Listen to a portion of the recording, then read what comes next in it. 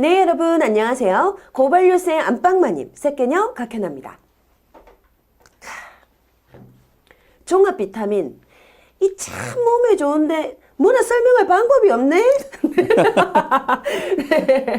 네, 국민건강식품이 된 이 종합비타민제 여러분도 많이들 드시고 계시죠? 자, 그런데요, 이 종합비타민제가 사실 몸에 좀 위험할 수도 있다고 합니다. 자, 어떤 내용인지 오늘 비타민에 대해서 샅샅이 파헤쳐보는 시간 가져볼 텐데요. 그래서 모셨습니다. 자, 비타민 저격수시죠? 명순건 박사님 모셨습니다. 안녕하세요. 네, 안녕하십니까. 네, 박사님 반갑습니다. 반갑습니다. 네. 지금 너무 바쁘세요. 뭐 그렇게 바쁘진 않아요. 네. 아니에요. 이 방송 여기저기서 정말 많이 나오시더라고요. 그런가요? 그게 요즘 이제 또 그 케이블이나 종편 네. 같은 경우는 재방송을 또 많이 하지 않습니까? 네. 그래서 이제 많이 나오는 것처럼 오해하시는 분들도 있는데 네네. 예, 열심히 저는 진료도 하고 있고 네네. 연구도 하고 있고 그렇게 지내고 있습니다. 그러시군요. 근데 하나 좀 수정해야 될 게 있네요. 뭐예요? 비타민 저격수가 아니고 그럼 뭐예요? 비타민 보충제 저격수입니다. 그렇죠. 정확히 구분을 또- 해야 됩니다. 그렇죠. 네. 비타민은 우리 몸에 중요하니까요. 저는 그거 인정하죠. 비타민 좋죠. 그렇죠. 그러나 비타민 보충제가 문제라는 거죠. 비타민 보충제 저격수. 비보저. 비보수. 비보수. 보수가 아니다. 이거 괜찮다. 비보수. 그럼 오늘 비보수로 예. 비보수 명순건 박사님 모시고 자, 그럼 바로 사실은 들어가도록 할게요. 자, 첫 번째 사실은 종합 비타민도 다이어트 필요하다. 네. 종합 비타민제 사실 정말 많은 분들이 드시고 계세요. 그렇죠. 자, 그런데요. 종합 비타민제 정말 종류도 많고요. 양도 많아졌는데 이 국내 비타민제 시장 규모는 어느 정도 되나요? 일단 그 5,500억 이상으로 지금 추정을 하고 있는데요. 5,500억이요. 네. 일단 그 종합 비타민제는 건강기능식품의 분류에 들어가 있습니다. 네. 건강기능식품 많이 들어보셨죠? 그렇죠. 건강기능식품은요, 일반 건강식품 이런 거랑 다르게 네. 법률에 의해서 그 기능성을 인정받은 식품만 건강기능식품이라고 불리게 돼 있어요. 네. 그래서 우리나라 같은 경우는 2002년부터 법률을 만들어서 본격적으로 시행한 게 2004년부터입니다. 네. 근데 이 건강기능식품 중에 1년에 예를 들어서 생산액만 따졌을 때는 1조 3천억 정도 생산을 하거든요. 근데 네. 1조 3천억 중에 약 7천억 이상, 50% 이상이 뭔지 압니까? 무엇인가요? 홍삼입니다. 홍삼 많이들 드시죠? 홍삼이 제일 많이 팔리고 있죠.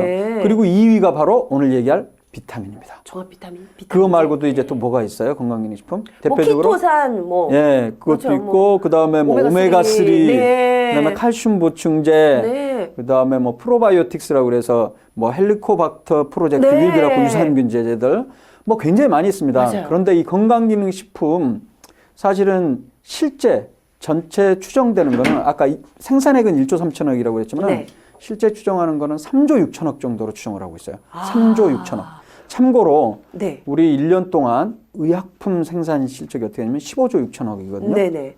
그거에 비하면 23%는 어마어마한 시장이에요. 어마어마하죠. 네, 근데 그 건강기능식품 시장의 약 15%에서 20% 차지하는 게 바로 종합 비타민입니다. 그럴 정도로 많은 사람들이 먹고 있어요. 근데 미리 제가 말씀드리면 저는 이 사실이 너무나 안타까워요. 왜요? 건강기능식품이 건강에 도움이 된다는 그거는 현재 없거든요.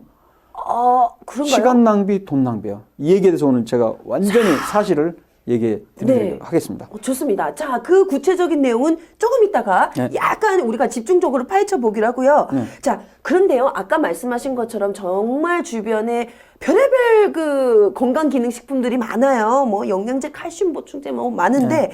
자, 약의 기능이나 뭐 성분 이런 걸 잘 모르시고 그냥 좋은가 보네. 뭐 그냥 먹어야지 그렇게 드시는 분들이 굉장히 많아요. 자, 그런데요. 뭐 영양제, 비타민제 뭐 이런 호칭들이 굉장히 다양한데 네. 차이점이 있어요.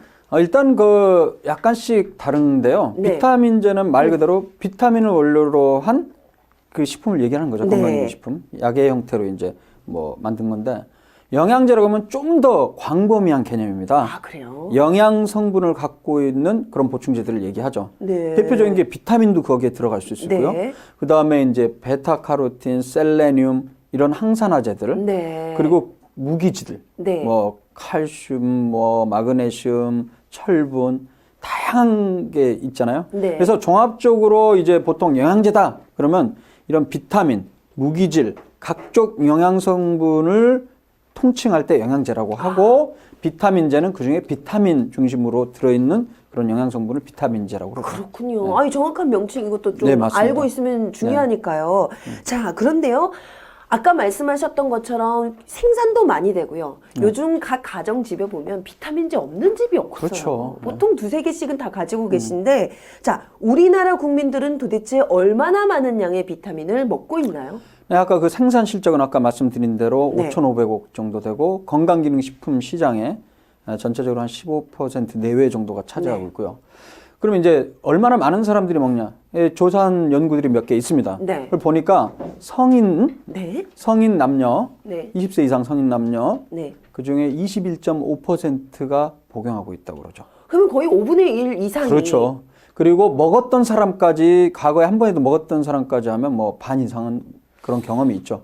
현재 상태에서 종합영양 비타민제를 복용하고 있는 사람이 10명 중에 2명, 즉 5명 중에 1명 정도입니다. 야, 통계는 그렇게 나왔지만 제가 체감하는 그 수치는요. 그거보다 더 높죠. 더 높거든요. 네, 맞습니다. 정말 많은 분들이 드시고 계시고 네. 사실 저도 오늘 아침에 녹여서 한알 녹여서 마시고 그렇군요. 왔거든요. 아, 발포 몸에 비타민제, 발포제. 요즘 또 그렇게 또 변형된 비타민제가 다양하게 나오고 있더라고요. 그게 또 히트를 친 이유 중에 하나가 그 채널 A인가요? 거기에 네. 이영돈의 논리로 풀다 해서 아. 이영돈 PD가 또 비타민 특집을 하면서 네. 마지막에 자신은 이거를 애용합니다 하면서 그래서 좀 유행도 있었죠. 그래요. 제가 좀 한번 먹어보겠습니다. 네, 제가 한번 참 먹어보겠습니다. 좋아하는데요. 네. 이러면서 드셨구나. 아, 사실 그때 그 방송 나왔을 때 비타민 특집 나왔을 때 제가 굉장히 열받았어요.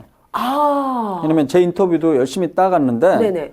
주로 비타민 옹호론자 서울의대 네. 예, 이광재 교수 그 얘기만 전반적으로 하고 제 얘기는 딸랑 몇 초밖에 안 나왔어요.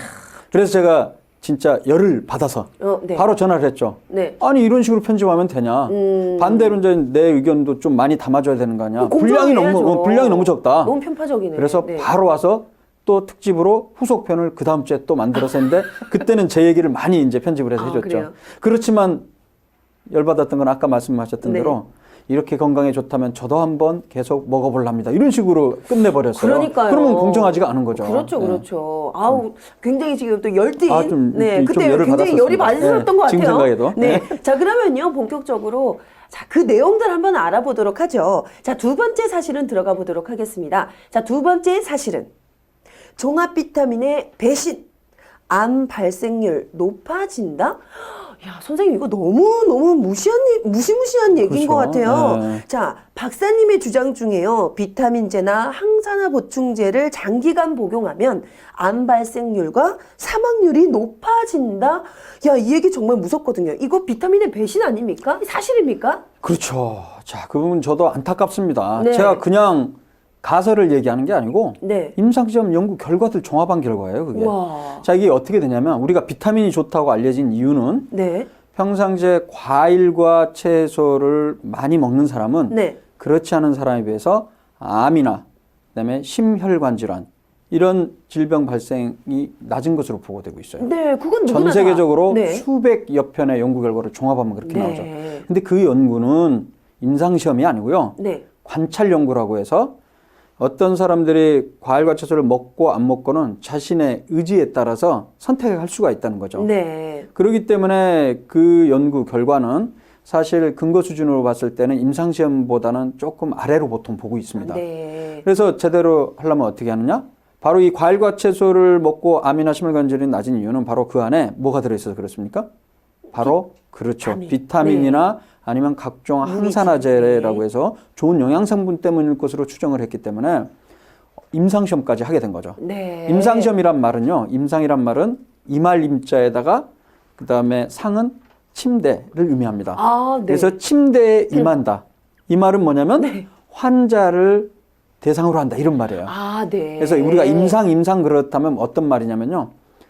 반대로 동물이나 실험이 아닌 사람을 대상으로 한다. 이런 의미를 갖고 있어요. 네. 그래서 임상시험이라고 그러면 실험실 연구나 동물 실험이 아닌 환자나 사람을 대상으로 한 시험을 임상시험이라고 네. 합니다. 근데 이 임상시험의 표준은 어떤 거냐면 한쪽 신약을 개발하면 예를 들어서 고혈압에 그 효과가 있는 고혈압 약을 만약에 만든다 치면 어떻게 되냐면요.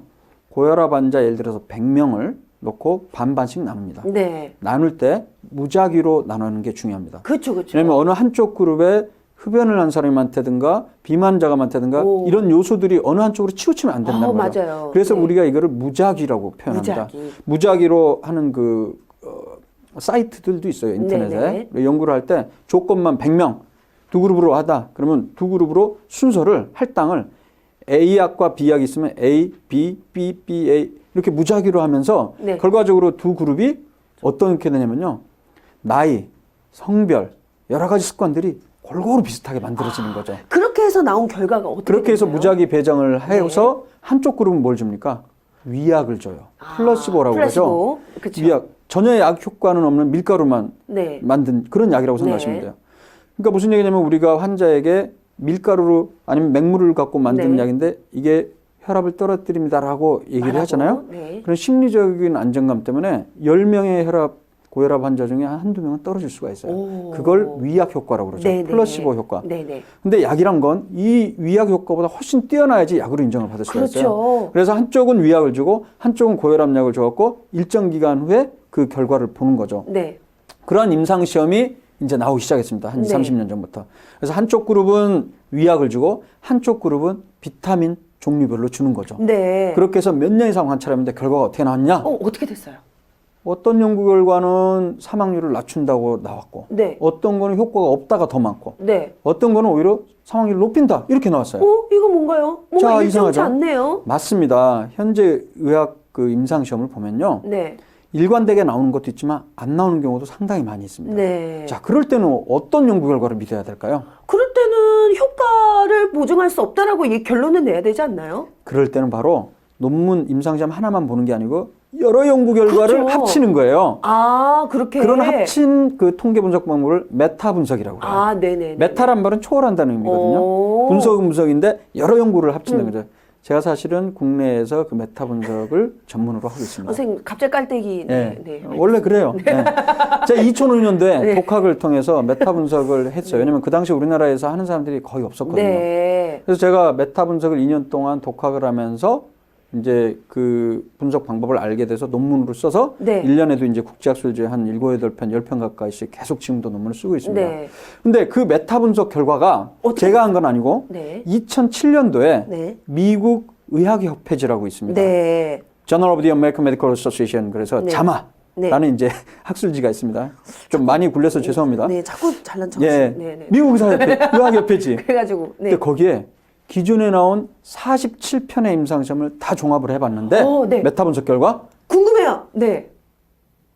위약을 먹은 사람보다 비타민을 먹은 사람이 더 많이 죽었다. 사망률이 5%가 높았어요. 정말요? 우리 곽현아 씨 같은 경우에도 수학도 천재 아닙니까? 천재. 통계를 아시잖아요. 네네, 통계. 그렇죠. 우리 통계적인 거 얘기할 때 이제 그 상대 위험도라는 개념이 있습니다. 상대 위험도. relative risk 그래서 상대 위험도. 또 잘난 척. 예, 뭐냐면 100명 중에 네. 5년 동안 관찰해 봤더니 예를 들어서 5명이 사망을 했다고 쳐봐요. 네. 누구나 사망을 할 수 있겠죠. 네네네. 그런데 비타민 먹은 사람은 예를 들어서 100명 중에 뭐 10명이 사망했다고 쳐봅시다. 네. 그럼 상대 위험도가 2배가 되는 거예요. 2.0이 나와요. 근데 그런 식으로 통계를 해보니까 어떻게 나왔냐면요. 총 18만 명에 해당하는 사람들이거든요. 47편을 다 종합해 보니까 안 먹는 사람보다 비타민 A, 비타민 C, 비타민 E, 베타카로틴, 셀레늄 그러니까 지금 비타민과 항산화제 네. 성분들을 먹은 사람이 1.05배 정도가 더 많이 사망을 했다는 거죠. 아주 이야, 충격적인 결과죠. 실로 정말 네. 너무 충격적인 사실인데요. 자, 그렇다면요. 자, 일부 병원 소비자들은 이렇게 도움이 안 되는 비타민제 전혀 아니다, 몸에 좋다, 먹어야 된다라고 생각하는 그 믿음. 네. 이거 어떻게 이런 믿음의 원인이 생긴 건가요? 그 이유는 아까 말씀드렸던 대로 과일과 채소에 들어있는 비타민은 건강에 도움이 된다는 게 너무나 잘 알려져 있고요. 그렇죠. 그러나 이 비타민 보충제, 네. 보충제랑 천연 비타민이랑 사실은 다르다는 게 결과가 나왔다는 거예요. 아, 인공적으로 만들어진 그렇죠. 비타민과 그걸 이제 합성 비타민이라고 네, 그러는데 합성 비타민. 지금 현재 우리가 구입할 수 있는 비타민 중에 90% 이상은 다 합성 비타민입니다. 네. 최근 들어 천연 비타민이라고 네. 나오죠. 사실 엄밀한 의미로 엄밀한 용어는 천연 원료 비타민입니다. 천연 원료 천연 비타민이요? 비타민이라는 건 음식에 들어있는 비타민만 가리킬 때 사용하는 용어고요. 네네. 천연 원료 비타민이라는 거는 이런 식물로부터 추출한 원료가 몇 프로만 들어가 있어도 천연 원료 비타민이라고 이야기를 할 수가 있죠. 조금만 들어가도 맞습니다. 그렇게 명칭을 부를 수 있는 거군요. 예. 그런데 이제 이게 천차만별이고 네. 천연 원료 비타민에 이런 우리 건강에 도움이 되는지에 대한 임상시험은 아직까지 굉장히 적어요. 그거는 연구 결과가 나와봐야 알고요. 지금 현재로서는 아까 말씀드린 대로 비타민 혹은 항산화 보충제는 오히려 사망률을 5% 높일 수 있다는 임상시험 종합한 결과가 나왔고요. 네. 저도 그래서 바로 2007년도에 작업을 들어가서 논문을 써서 2010년도에 발표를 했습니다. 네. 국제학술지에.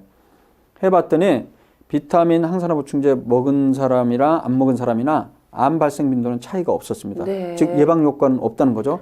반대로 방광암만 그 자료를 제시한 임상시험 4편을 종합하니까 네. 오히려 방광암 발생은 52%가 높은 거로 제가 보고를 했어요. 선생님, 그럼 제가 화장실을 상당하죠. 자주 들락거리는 것도 혹시 비타민 꼭 그런 건 아닙니다.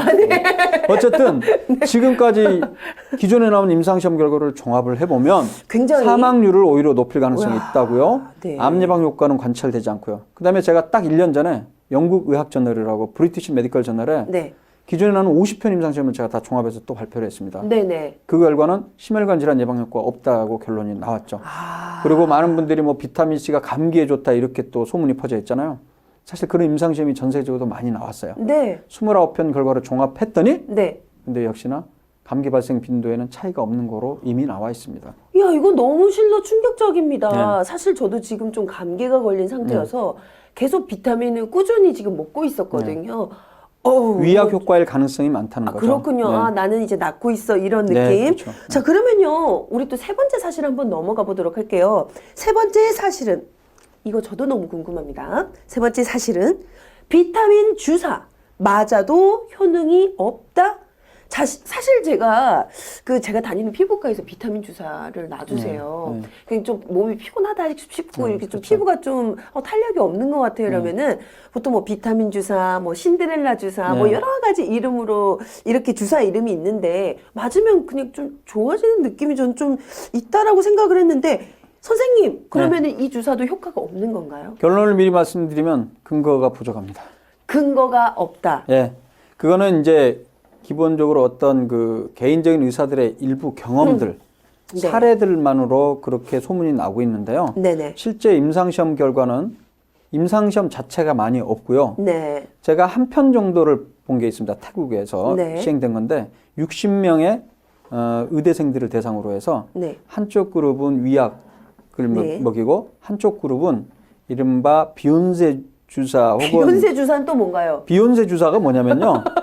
이게 또 허벅지가 탄탄해지나요? 다른 말로 배곡 주사라고도 하는데 아, 배곡 주사는 알죠. 이게 뭐냐면 이제 네. 비욘세가 네. 이 주사를 맞고 얼굴색이 하얘졌다 이렇게 소문이 난 거예요. 그게 뭐냐면 아, 그래요?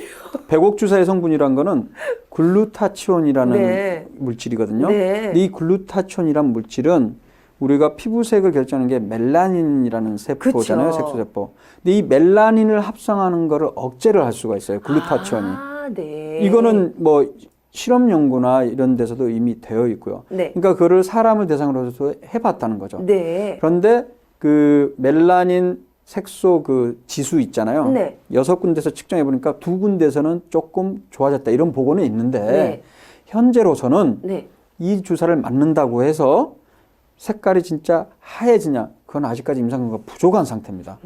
그리고 이제 신데렐라 주사 말씀하셨죠? 네네네. 신데렐라 주사는 이제 치옥트산이라는 또 물질이 있습니다. 네. 이 물질은 뭐 피부 탄력성 있게 유지해 줄 수 있고, 네네. 그다음에 지방도 분해할 수 있고, 네. 뭐 이런 식으로 해서 선전이 되는데 이것 역시 아직까지 임상 결과가 부족합니다. 그래서 결론적으로 말씀드리면 현재 유행하는 배곡 주사, 네. 신데렐라 주사, 그리고 그냥 비타민 주사들, 피로 회복과 관련한 부분은 상당히 심리적으로 그 플라시보 효과일 가능성이 많고요. 네. 이 연구 결과도 아직까지 부족합니다. 사실은 뭐 우리 국내에서 비타민 C 주사를 굉장히 옹호하는 네. 그런 의사가 있습니다. 저랑도 이제 텔레비전에 나와서도 계속 토론을 하고 네. 같이 경론을 파이트. 벌이게 되는데 네. 오늘 오후에도 생방송으로 또 KBS에서 할 오늘도 토론 예정인데 있으시고. 네. 그 선생님이 본인이 141명의 환자를 대상으로 해서 반반씩 나눠갖고 임상시험한 결과를 네. 2년 전에 발표를 했어요. 국제학술지에. 네. 그 연구 결과를 제가 보니까 한쪽 그룹은 비타민, 그러니까 피로도를 미리 측정을 합니다. 네. 0점에서 10점까지. 네. 본인이 필요한 정도가 몇 점이냐. 그러니까 10점이면 너무 극도로 필요한 거고, 그걸 이제 주관적으로 이렇게 점수를 이제 이야기하라고 했더니 평균적으로 두 그룹 다 일단 한 뭐 6점 약간 안 돼요. 5.7 네. 정도로 나왔어요. 네. 5.6 정도로. 그냥 중간 정도의 보통 피로도. 그러니까 5.64 네. 정도로 나왔는데 비타민 C 주사를 10g이면 이제 1000mg입니다. 네. 보통 이제 세계보건기구에서 권장하는 거는 45mg이고요. 그럼 굉장히 많은 양이에요. 많은 양이죠. 그걸 고용량요법이라고 하죠. 네. 그래서 우리나라 사람은 100mg 먹으라고 돼 있거든요. 네. 영양학회. 영국은 40mg. 그리고 미국은 90mg 정도인데 사실 우리나라 사람들은 118mg, 104mg 남녀가 그렇게 다 음식을 통해서 충분히 섭취를 하고 있어요. 근데 이 고용량 요법을 사용하는 이유는 뭐냐면 네네. 이렇게 고용량 비타민 C를 주면 피로도도 개선이 되고 그다음에 항산화 효과 때문에 뭐 병에 좋다 이렇게 주장하는 네. 사람들이에요. 근데 그 연구 결과가 어떻게 나왔냐면 주사를 맞고 2시간 있다가 피로도를 또 주관적으로 측정해 봤더니 주사를 비타민 C 주사 맞은 군에서는 0.7점 정도가 떨어졌어요. 떨어졌어요. 오히려 더. 근데 네. 그렇죠. 피로가 떨어졌다. 피로감이 그러니까 좀 점수가 좋아진 네네. 거죠. 네네. 근데 가짜 주사 즉 위약은 이제 생리식 함수를 준 네. 군에서는 점수 변화가 별로 없었다고 얘기를 해요. 0.2점 정도 떨어졌어요. 네. 통계적으로 보면 이게 차이가 있어요. 우리가 네. 통계에서 뭐 유의성이라는 거를 평가를 하는데 P 값이라고 해서 아무튼 그런 용어가 있어요. 네네네. 분명히 두 그룹 사이에 차이는 있어요. 근데 상식적으로 생각해 보세요. 통계적인 유의성 차이가 있다 할지라도 임상적인 차이가 있냐 말이죠. 무슨 얘기냐면 5.6점이라는 피로감을 호소한 사람이 4.9 정도, 즉 5 정도, 그러니까 0.6점 정도 떨어졌는데 그게 어떤 의미가 있냐 말이죠. 아예 피로도가 없어진 것도 아니고. 저는 그래서 이거는 임상적으로 그 연구에서는 통계적으로 차이가 있을지 몰라도 네. 이건 저는 차이가 별로 없다고 저는 봅니다. 네. 그러니까 유의한 차이가 없다는 거죠. 아, 그렇군요. 네. 근데 말씀을 듣다 보니까 그런 것 같아요. 아직 이 비타민이 몸에 좋다라는 근거가 없는데 너무나도 많은 분들이 어떻게 본다면 쓰지 않을 돈을 헛돈을 쓰고 있다라는 게 이게 포인트네요. 네네, 그렇습니다. 정확한 지식, 정확한 팩트를 알고 선택하면은 상관은 없지만 그렇습니다. 그렇지 참고로 않다라는 게, 네. 많은 유명 의사들이 나왔고 우리나라 사람들은 비타민 부족하다. 그러니까 보충해준다 이렇게 얘기하거든요. 네, 네. 과일과 채소를 먹기도 너무 힘들다 이렇게 얘기하는데 그거는 정말 너무 잘못 알고 있는 거예요. 그 전문가조차도. 네. 자, 예를 들어 볼까요? 지금 현재 그 세계보건기구에서는 과일과 채소를 400g 이상 먹을 것을 권장을 하고 있습니다. 네네네. 400g 이상이면 250cc 컵으로 봤을 네. 때 2컵 반 정도입니다. 아, 네. 네, 근데 이제 2컵 반 정도면 어느 정도인지 머리에 안 들어오실 텐데 네. 우리나라 사람들의 경우는 국민건강영양조사 결과를 보면요. 네. 393g 먹고 있어요. 그럼 꽤 거의 많이 그렇죠. 충분히 먹고 있네요. 그렇습니다. 네네. 그 정도면 모자란 것도 아니에요. 네. 지금보다 약간 5%에서 10%만 조금 채소 반찬을 늘려도 충분합니다. 아, 그렇군요. 그리고 또 하나 중요한 건 많은 의사들이 비타민이 부족하다고 그러는데 일단은 과일과 채소는 권장량에 거의 근접해서 먹고 있는 거고 비타민 종류별 음식을 통해서 비타민 종류별로 얼마나 먹고 있냐 봤더니 비타민 종류마다 권장 섭취량이라는 게 있어요. 하루에. 네. 퍼센트로 100%를 기준으로 했을 때 몇 퍼센트를 먹고 있냐 봤더니 비타민 A는 132% 오. 먹고 있어요. 초과됐고요. 초과됐죠. 네. 30% 이상. 네. 그리고 B1, B2, B3도 다 20, 30%에서 40%까지 초과되고 있습니다. 그래요. 근데 비타민 B2는 네. 여성에서 97%예요. 어. 3% 부족밖에 안 해요. 네. 비타민 C만 하더라도 남성은 118%, 여성은 104% 이상. 다 권장량 이상 음식을 통해서 충분히 섭취하고 있기 때문에 네. 굳이 보충제로 드실 필요가 없어요. 왜 그러냐면 아까 제가 얘기했죠. 오히려 사망률을 높일 위험성이 있다는 임상시험 네. 결과 종합한 게 나왔고 암도 예방하지도 못하면서 오히려 방광 발생 위험성을 높일 수 있다는 거죠. 네. 가장 중요한 거는 어떤 의학단체든 보건단체든 공신력 있는 단체에서 비타민 보충제 먹으라는 데는 한 군데도 없습니다. 전 세계. 그렇군요. 일부 학자나 의사들이 그걸 주장을 하는 거죠. 그리고 한번 보세요. 텔레비전에 나와서 그걸 먹으라고 하는 사람들 중에 비타민을 판매하는 사람들이 많아요. 의사가 자기 이름 걸고. 저는 그게 참 문제가 있다고 생각을 네. 하거든요. 오히려 과일과 채소를 잘 못 먹는 사람들에게 과일과 채소를 먹을 수 있도록 훈련할 수 있도록 계몽을 하고 교육을 하는 거지. 네. 어떻게 그걸 자기가 팔면서 그걸 사 먹으라고 그렇게 얘기할 수 상업적으로 있겠습니까? 이용하고. 저는 그걸 좀 네. 반대합니다. 저희가 좀 꼼꼼히 네. 다 체크를 해봐야 될 문제인 네. 것 같아요. 네. 저 개인적으로 정말 궁금한 점이 있는데 네. 그럼 이건 좀 짧게 좀 네. 말씀 좀 부탁드릴게요. 자, 요즘 천연 비타민제 네. 뭐 굉장히 유명한 모 여배우도 이렇게 네, 저도 맞아요. 이거 먹어요 이러면서 광고를 하긴 하는데 아까 합성 그 비타민은 몸에 좋지 않다는 건 충분히 수긍이 가거든요. 근데 또 아까 살짝 말씀하셨어요. 천연 비타민제 조금의 천연 성분이 들어가도 천연 비타민이다. 네. 천연 원료 비타민. 천연 원료 네, 비타민이다. 정확한 명칭은. 네.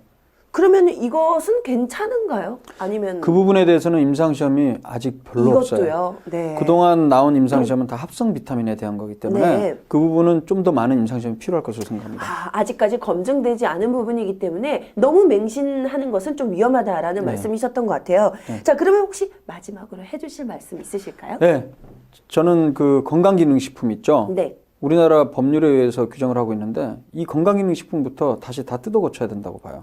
네. 이름부터 도움이 될 것처럼 보이잖아요. 네, 맞아요. 그리고 건강기능식품은 의약품이랑 다르다라고 규정을 해놓고 있는데 굉장히 모순됩니다. 네. 무슨 말이냐면 의약품은 질병의 예방 및 치료에 도움이 되는 거로 건강기능식품은 그것과는 다르게 네. 기능성을 가진 원료를 사용해서 건강을 유지하고 개선하는 데 도움이 되는 걸 건강기능식품이라고 한다. 이렇게 정의하고 있거든요. 네. 근데 그게 굉장히 모호하죠. 네. 황당하잖아요. 네. 질병의 예방 및 치료 그거랑 건강을 유지하고 개선하는 거랑 따로 떼낼 수 있는 게 아니거든요. 비슷한 개념. 그렇죠. 네. 더 황당한 거는 건강기능식품에 24가지 기능성을 제시를 해놨어요. 네. 그 중에 뭐가 있는지 아십니까? 뭐예요? 혈당 개선, 네. 혈압 개선, 그거는 콜레스테롤 개선. 그럼 그건 약 아니에요? 의약품이죠. 네, 의약품인데? 그러니까 제가 거기에 흥분하는 거예요. 네. 이런 비과학적인 개념을 만들어 놓고 국민들을 호도하고 있냐 이 말이죠. 그래서 식약처도 반성을 해야 된다는 거예요. 네. 그래서 지금 현재 건강기능식품 이름으로 팔리는 것들의 거의 대부분은 현재 건강에 도움이 된다는 임상 증거가 거의 대부분 없다고 보시면 됩니다. 네. 음식으로 충분히 골고루 섭취하시면 되겠습니다. 네, 박사님 오늘 모시고요. 저희가 오늘 비타민 보충제 저격수죠. 비보수 명승건 박사님 모시고 비타민 보충제에 대한 우리 낱낱이 한번 파헤쳐 봤습니다. 자, 확인된 3가지 사실 한번 정리해 드리도록 하겠습니다. 첫 번째 사실은 종합 비타민도 다이어트가 필요하다. 지금 너무나도 시장의 규모가 커졌습니다. 그렇죠. 하지만 이 시장의 규모가 과연 이게 필요한 시장의 규모인지 그렇죠. 아닌지를 체크해 봐야 될 것이고요. 자, 두 번째 사실은 종합 비타민의 배신, 암 발생률 높아진다. 네. 사망률도 높일 수 있다. 암 발생률과 사망률까지 높아질 수 있다. 네, 메타 분석의 권위자시죠? 우리 비보수 명승건 박사님께서 종합 비타민제 함부로 복용하면 위험하다라는 이런 의견 주셨고요. 자, 세 번째 사실은 비타민 주사 맞아도 효능 없다. 자, 이게요, 아직까지 근거가 없다라고 합니다. 그래서 솔직히 말해서 비타민 주사 비싸거든요. 그리고 우리가 복용하는 비타민제도 굉장히 값이 많이 나갑니다. 자, 어떻게 본다면 효능이 없고 근거가 없는 이런 제품에 우리의 돈을 함부로 쓰는 건 이거 한 번쯤 생각해 봐야 할 문제 아닐까요? 한 가지만 좀 얘기해 네네네, 드릴게요. 말씀해 주시죠. 12월 정도에 네. 종합 비타민 효능 없다 이게 굉장히 이슈가 된 적이 있었어요. 네. 그게 뭐냐면요. 네. 사실 미국 그 질병예방서비스 특별위원회라고 있어요. 네. 미국 복지부 유관기관인데요. 전문가들이 모여서 기존에 나온 연구 결과를 다 종합해서 공고안을 냅니다. 네. 어떻게 하면 건강하게 살 수 있다. 네. 예를 들어서 뭐 유방 촬영수는 몇 년마다 이렇게 해야지 유방으로 인한 사망률을 낮출 수 있다. 이런 네네네. 것처럼 비타민에 대한 공고안도 있어요. 뭔가요? 2003년 6월 기준으로 했을 네. 때 종합 비타민은 암이나 심혈관 질환 예방에 근거가 불충분이다. 그렇게 이미 정리를 해놨고요. 네. 그렇기 때문에 공고를 안 한다는 거죠. 네. 두 번째, 베타카로틴은 먹어서는 안 된다.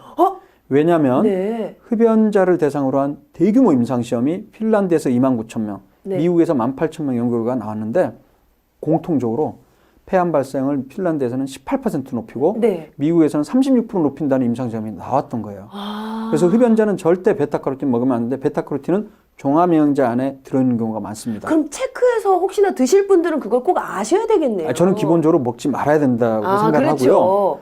그런데 가장 최근에 10년 동안 갱신 업데이트가 안 되다가 왜냐면 논란이 많았으니까. 그렇죠. 바로 한 달 전에, 네. 2달 전에 11월에 갱신이 됩니다. 그 따끈따끈한 그 소식 가장 최신 알려주시죠. 소식입니다. 근데 어떻게 나왔냐면요. 종합 비타민 역시 근거 불충분으로 분류가 됐고요. 그러니까 네. 공고를 하지 않는다고. 네. 근데 베타카로틴 먹지 말라고는 그대로 유지가 되고요. 또 하나가 추가가 됐습니다. 먹지 뭔가요? 말라는 게 비타민 E도 먹어서는 안 된다. 왜냐하면 비타민 E는 알파토코페르라고 이제 보통 얘기하는데 네. 그거는 먹어도 아미노아시드에 도움이 된다는 근거가 일관되게 없기 때문에 네. 비용 낭비이기 때문에 먹지 말라 이렇게 이제 바뀔 것으로 예고를 하고 있어요. 홈페이지에 네. 지금 들어보면. 그래서 권위 있는 그런 기관에서도 기존의 연구를 다 종합했을 때 음식으로 섭취하는 걸 권장을 해도 네. 비타민이나 항산화 보충제는 권장하지 않는다는 것입니다. 이야, 저 확인된 세 가지 사실 이후에도 정말 소중한 네, 맞습니다. 따끈따끈한 네. 이 정보를 주셨습니다. 많은 분들 이 박사님의 의견 잘 참조하시고 앞으로 뭐 비타민제 이제 선택을 할 것인지 말 것인지는 이제 좀 알고 선택하는 네. 것이 또 중요하니까요. 네, 오늘 사실은 한번 꼭 진지하게 생각해 보시길 부탁드리면서요. 자, 그러면 오늘 고발 뉴스, 네, 뉴스 초대석 사실은 여기까지입니다. 다음 주 또 이 시간에 다시 찾아뵙겠습니다. 여러분, 감사합니다.